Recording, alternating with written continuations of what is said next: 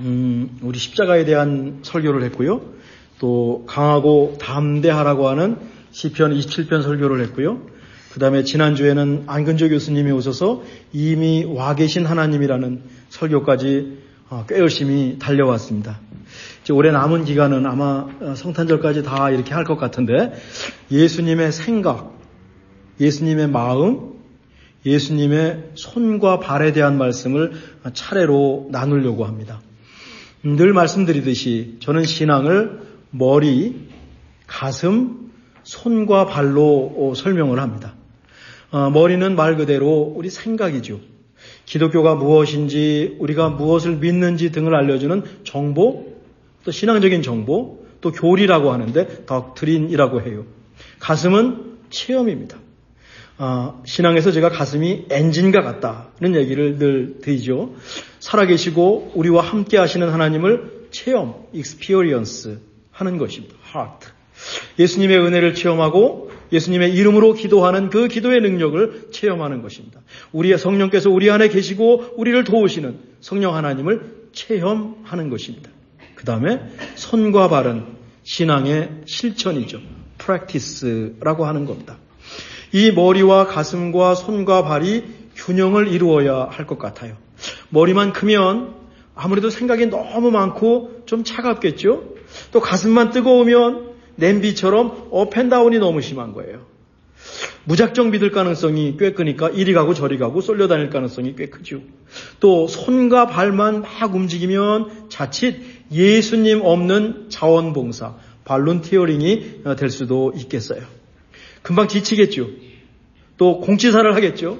내가 이런 일을 했는데 이런 일을 도왔다고 자랑하겠죠. 또 섬기지 않는 동료를 보면서 불평할 겁니다. 왜 나만 하나? 저 사람은 일하지 않나.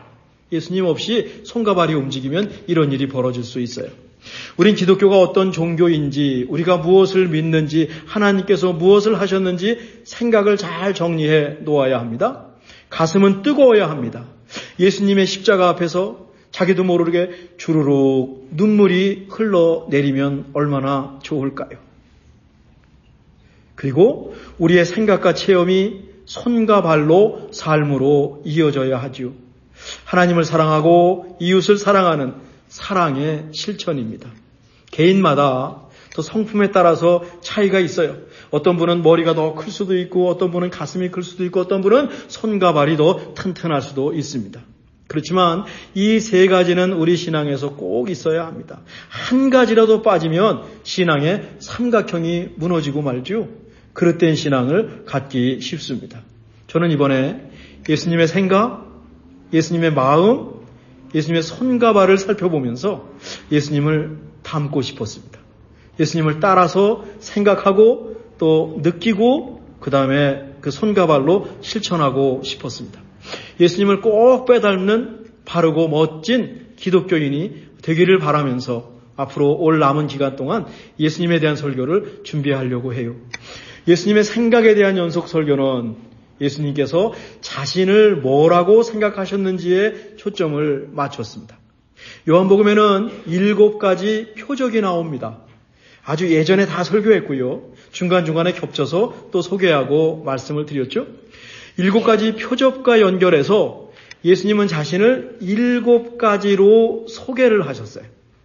예수님이 누구신지 밝히는 선언, 예수님의 자기소개서예요. 헬라어로 에고 에이미, 이거 하나 외워두십시다. 헬라어 하나 두면 얼마나 유식해요. 에고 에이미라고 합니다. 여기서 에고, 우리 이고라고 하잖아요. 헬라어에서 왔습니다. 에고는 I라는 뜻이고 에이미라고 하는 것은 영어로 M이라는 뜻입니다. 우리말로 나는 이다라고 하는 거죠. 그러니까 영어로 I am입니다. 그 뒤에는 무엇이든지 다 붙일 수 있지 않습니까? 우리 권사님이나 저나 중학교에 들어가서 영어를 배웠어요. 중학교에 들어가기 전까지 영어 ABC도 모르고 그냥 중학교에 가서 ABCD부터 배웠습니다. 그렇게 중학교에 가서 영어를 배울 때 제일 먼저 배우는 게 있잖아요. 지금도 기억하실 거요? I am a boy, I am a girl. 이거부터 배우기 시작하는 겁니다. 그 다음에 또 하나 배웁니다. How are you? Fine, thank you. 딴 거 없습니다. 그 다음 How are you 하면 Fine, thank you. 이거부터 배우고 영어를 시작했어요. I am a boy. I'm a girl. 이 I am 여기서 헬라어로 에고 에임이에요. 이해가 되셨을 것 같아요. 영어 교과서에서는 보이와 걸을 썼잖아요. 이 뒤에다 뭐든지 써가지고 내가 누구인지 보충 설명할 수 있어요. 나는 목사입니다. 나는 남편입니다. 나는 아빠입니다. 나는 한국 사람입니다. 등등 무한정입니다. 그러니 우리도 그런데 모든 것을 하시고 모든 것을 하실 수 있는 하나님은 어떠실까요? 인간의 몸을 입고 세상에 오신 예수님은 어떠실까요? 삼위 하나님을 소개하는 표현은 아마 무한대일 것입니다. 아마 셀 수 없이 많을 것입니다. 그런데 요한복음에서는 예수님이 자기가 누구신지 I am 딱 7가지로 정리하셨습니다. 그렇다면 이 7가지는 우리가 예수님을 이해하는 데 가장 중요한 꼭 필요한 것임에 틀림없습니다. 다 잊어버려도 이 7가지는 우리가 기억을 해야지 예수님이 이런 생각을 하시고 예수님은 이런 분이구나 라고 우리가 정리해 놓을 수 있고 또 체험할 수 있고 우리의 손과 발로 예수님처럼 실천할 수 있을 것입니다. 앞으로 예수님의 I am, 에고, 에이미 7가지를 차례로 살펴보려고 합니다. 그것을 통해서 예수님의 생각을 좀 배울 수 있기를 바랍니다. 예수님께서 처음으로 말씀하신 에고 에이미는 우리가 오늘 읽은 요한복음 6장 35절에 나는 생명의 떡이라 입니다. 요한복음 6장은 71절로 되어 있습니다. 굉장히 깁니다. 내용도 어렵습니다. 가능한 제가 쉽게 설명을 해볼게요. 요한복음 6장은 어떻게 시작하냐면 우리가 우리 주일학교 아이들과 지난번에 나눴듯이 어린아이가 예수님께 드린 보리떡 5개와 물고기 2마리로 5,000명을 먹이신 오병이어의 기적으로 시작을 해요. 요한복음에서는 단순히 기적, 미러클이 아니라 사인, 표적이라고 말하면서 그 기적이 갖고 있는 의미를 강조하고 예수님의 기적 다음에는 예수님이 꼭 설교하시거나 그 기적을 가지고 설명하십니다. 이것이 요한복음의 특징이에요. 예수님께서 물고기 2마리와 보리떡 5개로 5,000명을 먹이셨습니다. 그때는 먹고 입고 자는 의식주 자체가 힘들던 시대였습니다. 먹는 것 자체가 힘들던 시대였습니다. 우리 권사님들도 보릿고개 생각하면 요즘 어디 가서 음식 버리시다가 괜히 미안하지 않습니까? 이래도 되나? 라는 죄책감이 느껴지지 않으십니까? 예수님 당시에도 그랬습니다. 그런데 어린아이가 예수님께 드린 그 작은 도시락을 갖고 예수님이 큰 기적을 베푸셨으니 난리가 난 겁니다. 난리가 난 겁니다. 백성들이요, 예수님을 왕으로 세우려고 했습니다. 근데 예수님을 왕으로 만들려고 하는 것은 순전히 자기들 편하기 위해서 그런 거예요. 자기 중심입니다. 이속입니다. 눈에 보이는 물질에 연연하고 있습니다. 예수님을 믿어서 먹고 사는데 걱정 없으면 되는 겁니다. 예수님 믿어서 내게 필요한 것 채워지면 되는 겁니다. 예수님 믿어서 내 기도 제목만 응답되면 되는 겁니다. 기적을 행하신 예수님에 대해서 알아볼 생각은 하지 않고 예수님이 만드신 그 떡에만 신경을 쓰고 있습니다. 예전에 이집트를 탈출한 그 이스라엘이 모세와 함께 광야에 있을 때가 생각납니다. 이스라엘 백성들이 먹을 것이 없다고 막 불평했습니다. 그때 하나님께서 만나를 내려주셨죠. 나중에는 고기가 먹고 싶다고 불평합니다. 메추라기를 내려주셨습니다. 그런데 하나님께서 정해주신 규칙이 한 가지 있어요. 하루 먹을 만나만 가져가라 라고 하는 것입니다. 광야 생활이니까 먹고 사는 것이 늘 문제거든요. 아마 많은 사람들이 불안하니까 많이 가져갔을 거예요. 저 같아도 그랬을 것 같아요. 하루분만 가져가라고 모세가 분명히 얘기했는데 저 같아도 주머니에 하나 넣고 이건 괜찮겠지? 내일 점심까지만 괜찮겠지? 아마 많은 사람들이 아마 대부분의 사람들이 하루분 이상의 만나를 가져갔을 것입니다. 다 사람이 그렇습니다. 그런데 하루가 지나면 만나가 다 썩어서 먹을 수가 없게 되었습니다. 이게 하나님의 규칙이었어요. 왜 하나님께서 그런 규칙을 만드셨을까요? 매일같이 하나님을 의지하라라고 하는 겁니다. 모든 사람들이 만나를 집에 싸놨다고 생각해 보세요. 냉장고에 척척 재놨다고 생각해 보세요. 하나님을 찾기보다 만나를 의지했을 겁니다. 사람 마음이 다 똑같습니다. 그런데 하루분 만나밖에 없습니다. 하나님이 내일 만나를 내려주시지 않으면 우리 가족 전체가 굶는 겁니다. 내일도 만나를 내려주세요라고 하나님께 간절히 기도했을 것입니다. 다른 것을 의지할 틈이 없습니다. 만나보다 만나를 내려주시는 하나님을 찾게 되었습니다. 그래서 하나님이 이런 규칙을 세워 놓으신 거죠. 내일도 만나를 내려주실 것이라는 하나님을 향한 믿음이 생겼습니다. 만나가 아니라 하나님을 바라봐야 했습니다. 예수님께서 들에서 물고기 2마리와 보리떡 5개로 배고픈 5,000명을 먹이셨습니다. 여기서 들은 모세시대의 광야를 떠올리게 합니다. 백성들이 배불리 먹었습니다. 광야 이스라엘도 배불리 먹었습니다. 하나님이 내려주신 만나, 예수님이 축사하시고 나눠주신 음식을 배불리 먹었습니다. 백성들은 철저히 은혜를 입었습니다.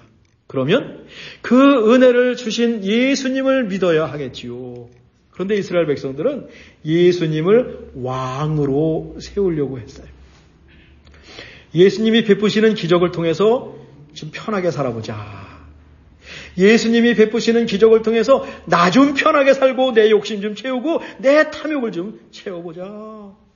왕궁에다가요, 하늘을 향해서 기도만 하면 먹을 양식이 뚝뚝뚝 떨어지는 자판기 하나 들여놓고 싶어서 예수님을 임금으로 세우고 싶었습니다. 모세 당시의 이스라엘 백성들, 예수님 당시의 이스라엘 백성들이 생각하지 않은 것이 하나가 있어요.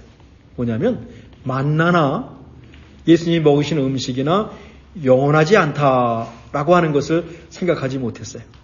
만나는 하루가 지나면 썩어서 버려야 합니다. 예수님이 만드신 음식도 12강주리가 남았지만 며칠이 지나면 곰팡이가 날 겁니다. 당장 배를 채울 수 있지만 결코 영원한 양식은 아니에요. 그런데도 예수님을 왕으로 삼아서 먹을 것을 해결하고 싶어 합니다. 그들의 생각이 딱 거기까지만 있습니다. 그 이상은 넘어서지 못합니다. 예수님께서 자리를 피하셨어요. 백성들이 집요하게 예수님을 쫓아옵니다. 예수님께서 이렇게 말씀하시죠. 요한복음 6장 26절과 27절입니다. 글씨가 조그마니까 제가 읽죠. 예수께서 대답하여 이르시되 내가 진실로 진실로 너희에게 이르노니 너희가 나를 찾는 것은 표적을 본 까닭이 아니요 떡을 먹고 배부른 까닭이로다. 그 표적을 보고 깨달음을 잊는 것이 아니라 그냥 먹고 배부르니까 먹고 배부른 양식만 찾고 있구나. 썩을 양식을 위하여 일하지 말고 영생하도록 있는 양식을 위하여 하라. 이 양식은 인자가 너희에게 주리니 인자는 아버지 하나님께서 인치신 자시니라. 가만히 생각해 보면 우리도 비슷할 때가 있습니다.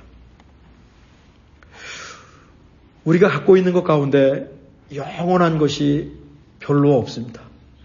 다 없어질 것들입니다. 썩을 것들입니다. 그러고 보니까 우리도 썩을 양식을 위해서 일하고 있는지도 모릅니다. 썩을 양식을 위해서 조금 더 달라고, 사라질 건데 그거 달라고, 나 좀 편하게 살겠다고 예수님을 찾고 기도하고 있는지도 모릅니다. 우리도 딱 거기까지인지 모릅니다. 물론 늘 그렇지는 않습니다. 우리가 썩을 양식만 구하면서 예수님을 믿는다고 하면 너무 슬프지요. 너무 초라해지지 않습니까?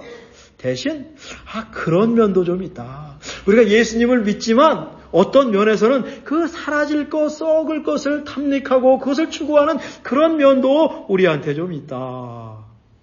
생각을 하니까 정신이 바짝 듭니다. 예수님께서 썩을 양식을 위해서 일하지 말고 영생하도록 있는 양식을 위해서 일하라고 하셨어요. 백성들이 생각하는 썩을 양식을 넘어서는 영원한 양식이 있네요. 백성들이 예수님께 묻습니다. 어떻게 하면 됩니까? 어떤 일을 하면 됩니까? 예수님께서 대답하시죠. 29절이에요. 하나님께서 보내신 일을 믿는 것이 하나님의 일이니라. 요한복음 어렵다니까요. 예수님을 믿는 것이 곧 하나님의 일이다. 백성들은 어떤 일을 하라고 하실 줄 알았는데 하나님을 믿는 것이 하나님의 일이다. 사람들의 생각과 많이 다릅니다. 일은 일인데 정말 새로운 일이네요. 그러면서 예수님께서 자신을 나는 생명의 떡이라고 드디어 밝히십니다. 광야에서 이스라엘 백성들이 먹었던 만나도 결국 썩죠. 오병이어의 양식도 결국 썩죠. 우리가 뭐 건강을 위해서 기도하잖아요. 건강을 위해서 기도하지만 언젠가 나이가 들면 우리 건강도 없어질 것이고 언젠가 하나님께 가게 될 것입니다. 그 조금 더 잘 살려고 건강을 위해서 그렇게 매달리고 있는지도 모르겠어요. 영원한 것, 생명의 떡이 있는데 그것이 곧 예수님인데 오병이와 연결해서 자신을 소개하신 거죠. 오병이의 떡이 만들어졌잖아요. 그래서 예수님께서 생명의 떡이라고 지금 소개하신 거죠. 떡에 해당하는 헬라어는 원래 빵입니다. 빵. 그럼 어떻게 해야 됩니까? 나는 생명의 빵이라. 좀 이상하죠? 우리에게 빵은 주식이 아니라 간식입니다. 그래가지고 우리말을 성경하는 이 번역자들이 이거 빵으로 하면 좀 경솔하다, 이상하다, 떡으로 하자라고 해서 떡으로 번역했습니다. 빵이든 떡이든 이건 서민들의 음식입니다. 미쉐린 음식점에 가서 먹는 고급 요리가 절대로 아니죠. 예수님은 누구에게나 필요하고 누구나 믿을 수 있는 생명의 빵, 생명의 떡으로 세상에 오셨다라고 하는 겁니다. 생명의 떡에서 생명이라고 하는 것은 죽음과 반대되는 말입니다. 썩는 것은 죽음입니다. 없어질 것입니다. 생명은 영원히 계속되는 것. 죽음이 없는 상태가 바로 생명입니다. 생명의 떡이신 예수님을 믿을 때 죽음을 넘어설 수 있다. 죽음을 극복할 수 있다. 죽음의 세력을 이길 수 있다라고 하는 것이죠. 썩어질 것들을 넘어설 수가 있다라고 하는 거죠. 예수님을 믿는 것이 하나님의 일이다라고 하는 말씀 속에 예수님께서 그를 믿는 자를 책임져 주실 것이다 라고 하는, 너희들 일할 것 없어, 수고하고 무거운 짐진 자들아 다 내게로 오라, 내가 너희를 편히 쉬게 하리라 라고 하는 하나님의 약속이 또 이 말 속에 깃들어 있습니다. 사람들 믿지 않았습니다. 예수님의 생각을 이해하지 못했습니다. 여전히 썩어질 것들, 사라질 것에 연연했습니다. 그때 예수님께서 이렇게 말씀하세요. 51절인데 이걸 한번 같이 읽으실까요? 나는 하늘에서 내려온 살아있는 떡이니 사람이 이 떡을 먹으면 영생하리라. 내가 줄 떡은 곧 세상의 생명을 위한 내 살이니라. 내 살이니라. 플래시. 내 살이니라고 하셨습니다. 살이라고 하셨습니다. 예수님께서 세상에 생명을 주기 위해서 몸을 내주셨다. 진짜 몸을 내주셨다. 말만 하신 게 아니라 내 살을 주셨다. 십자가 죽음을 뜻하죠. 성찬식도 생각이 나죠. 나는 하늘에서 내려온 생명의 떡이다. 예수님께서는 어떻게 하든지 죽음에 얽매여 있고 썩어질 것에 붙잡혀 있는 세상에 생명을 주시려고 하늘에서 내려오셨습니다. 죽어가는 세상을 살리고 싶으셔서 예수님은 하늘에서 내려오셔서 인간의 몸을 입고 십자가에 달려 죽으셨습니다. 이것이 예수님의 생각입니다. 예수님의 머릿속에는, 예수님의 생각 속에는 내가 어떻게든지 이 죽어가는 세상을 살려야 되고 이 사람들을 구원해야 되겠다라고 하는, 생명의 떡이 되어야 되겠다는 이 생각이 예수님 머릿속에 딱 들어가 있었습니다. 백성들은 예수님의 생각을 이해하지 못했습니다. 뒤로 가면 제자들도 예수님의 생각을 이해하지 못하고 많이 떠났습니다. 그러고 보면 예수님 믿는 것이 결코 쉬운 일이 아니죠. 결국 썩어버릴 것인데, 사라질 것인데 그것이 그렇게도 좋은가 봅니다. 믿음, 생명, 영원이라고 하는 키워드를 갖고 세상을 바라보고 우리 각자의 인생을 풀어나가기를, 세워나가기를 간절히 원합니다. 우리가 매일의 삶 속에서 의지할 것은 생명의 떡으로 오신 예수님이죠. 물질, 명예, 여러 관계들, 심지어 우리가 애지중지하는 건강까지 언젠가는 허무하게 사라집니다. 그것을 붙잡고 살면 안개처럼 사라지는 순간을 맞닥뜨리게 될 겁니다. 알면서도 당한다고 하죠. 이 말이 여기에 딱 맞습니다. 생명의 떡으로 세상에 오신 예수님을 믿고 의지하기 원합니다. 예수님을 믿는 믿음에서 힘을 얻고 소망을 얻고 무엇보다 영원한 생명을 누리고 그 믿음으로 행복하기 원합니다.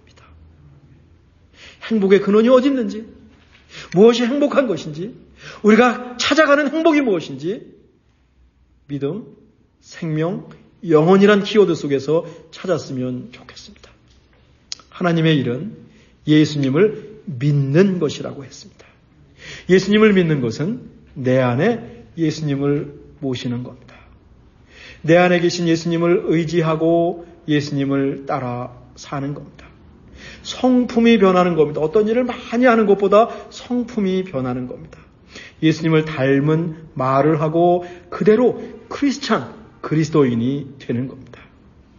하나님의 일은 믿음이라는 것을 꼭 기억합시다. 어렴풋해 보이지만 이 믿음이 우리 삶에서 구체화되기를 또한 간절히 원합니다. 예수님은 어떻게 하면 우리에게 생명을 주실지, 죽음에서 벗어나게 해주실지 그 일만 생각하셨습니다. 우리에게 몸을 내주셨습니다. 내 몸을 다 내주면 이 사람들이 나를 믿고 생명을 얻겠지. 내가 줄 떡은 곧 세상의 생명을 위한 내 살이다. 살이다. 살. 단어가 꽤 구체적입니다. 감각적인 단어입니다. 우리 몸으로 전해지는 전율이 있어요. 살갗으로 있으니까 느껴지는 그 감각과 그 전율이 내 살이다. 내가 너희를 살리기 위해서 내가 너에게 내려주는 내 살이야. 모든 것을 주시는 사랑이죠. 자기 희생입니다. 그 은혜가 얼마나 큰지 모릅니다. 한 주간 우리를 위해 몸을 주신 예수님을 깊이 생각하기 원합니다. 그리고 우리도 누군가에게 우리의 몸을 내어주기 원합니다. 희생이죠. 기도하겠습니다. 하나님, 생명의 떡으로 예수님을 보내주셔서 고맙습니다. 언젠가 사라질 것에 집착하지 않고 영원한 생명을 주시는 예수님을 의지하고 예수님을 꼭 붙들고 살게 하옵소서. 예수님 안에서 결코 흔들리지 않는 우리의 신앙과 현실의 삶이 되게 하옵소서. 예수님의 이름으로 기도하옵나이다. 아멘.